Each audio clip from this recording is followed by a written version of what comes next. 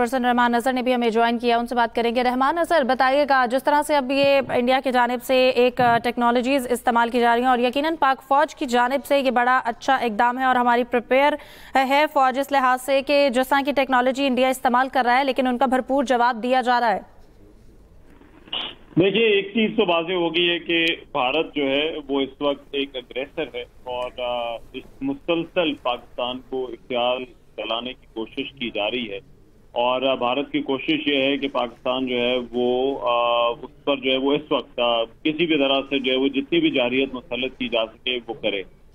ये भी भारत को मालूम है कि पाकिस्तान की तरफ से जो है वो जवाब आना है और पाकिस्तान की जो रिटेलिएशन होगी वो उससे पहले मैक्सिमम जो है वो एडवांटेज हासिल करना चाहता है। कोशिश उसकी ये है कि ज्यादा से ज्यादा जो है वो पाकिस्तान के खिलाफ किया जा सके, क्योंकि मेरा ख्याल है भारतीय पॉलिसी साजों को भी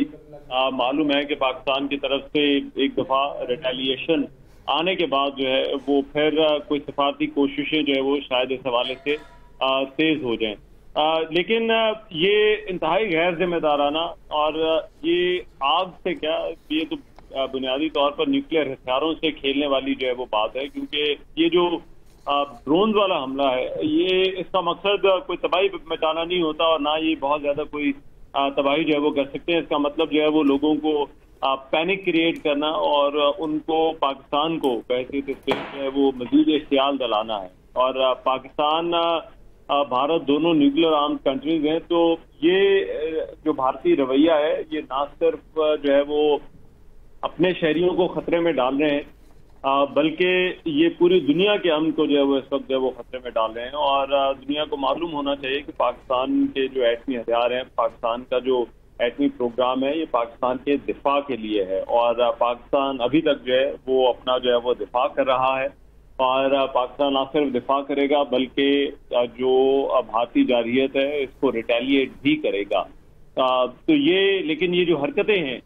ये इस वक्त जो है वो इन्होंने कशीदगी जो है वो बहुत ज्यादा बढ़ा दी है और अभी आने वाले जो है वो घंटों में पाकिस्तान और भारत के दरमियान ऐसा लगता है, ऐसे दिनों में ये कशीदगी कम नहीं होती नजर आ रही। और भारत ने एक मतलब फिर अपने अज़ाइम जो है वो उनका इजहार किया है कि वो ये कशीदगी को कम करने में इंटरेस्टेड नहीं है। इसलिए पाकिस्तान को अब भारत की तरफ मजम्मत से नहीं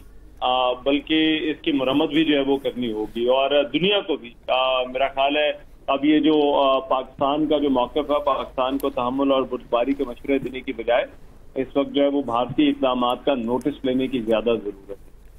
रहमान, कहिएगा, इससे पहले पाकिस्तान और इंडिया का शिमला एग्रीमेंट, फिर उसके बाद हमने देखा कि LOC पर सीज फायर के एग्रीमेंट्स, ये तमाम मुआहदे जो हैं वो खटाई में पड़ते दिखाई दे रहे हैं और ये इस बात की निशानदही भी करते हैं कि इंडिया जो है वो मजीद जो है, जैसे आपने बात की कि एस्केलेशन चाह रहा है, मजीद कशीदगी बढ़ गई है।